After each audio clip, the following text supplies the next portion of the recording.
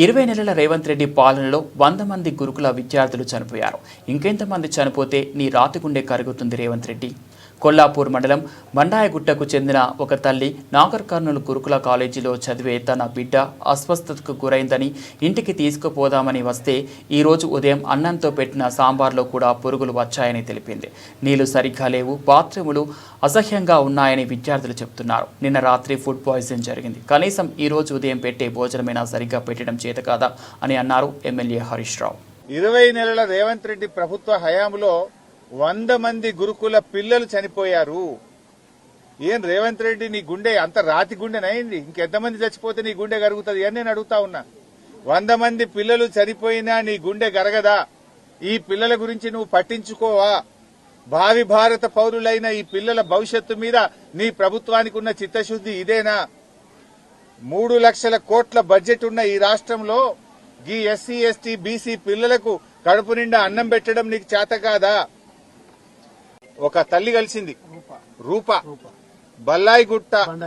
బండాయిగుట్ట గ్రామము, కొల్లాపూర్ అని చెప్పింది. వాళ్ళ బిడ్డ ఇంటర్మీడియట్ సెకండ్ ఇయర్స్ అవుతుందట. ఆ బిడ్డను తోలుకపోతానని వచ్చింది. నిన్న నా బిడ్డ ఈ హాస్టల్లో కలుషిత ఆహారం తిని వామిటింగ్స్ అయినాయి, కడుపు నొప్పి లేసింది, మోషన్స్ అవుతున్నాయని బిడ్డ ఫోన్ చేస్తే ఆ అమ్మాయిని తీసుకుపోదామని వచ్చాను. పొద్దున టిఫిన్ పెట్టారు. ఇలా మెనూ ప్రకారం పెట్టాల్సిన టిఫిన్ ఏంది? ఇలా పూరి చపాతీ పెట్టాలి. పెట్టింది ఏంది? అన్నం సాంబార్ పెట్టిందట. ఆ సాంబార్లో కూడా పురుగులు వస్తే నా బిడ్డ తినలేదట. సార్, ఇవాళ పొద్దున కూడా సాంబార్లో పురుగు వచ్చిందని చెప్పి ఆ రూప అనే తల్లి చెప్తా ఉంది. ఈరోజు అంటే నిన్న మధ్యాహ్నం సంఘటన జరిగింది. కనీసం తెల్లారన్న మంచిగా పెట్టారా? మెనూ కూడా ఫాలో గారా?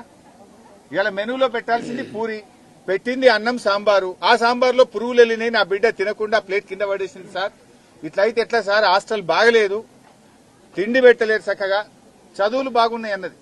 ఏమాట కామాట ఉన్న నిజం చెప్పాలి. చదువు బాగానే ఉంది కానీ తిండి చక్కగా లేదు, నీళ్లు రావడం లేదు, బాత్రూంలకు పోతే కక్కస్తున్నది, వామిటింగ్స్ వస్తుంది. ఎప్పుడైనా పోయి మేము చూడడానికి పోతే అసలు నిర్వహణ ఏమాత్రం బాగలేదు అని చెప్పి తల్లులు ఒకవైపు బాధపడుతున్నటువంటి పరిస్థితి ఉన్నది.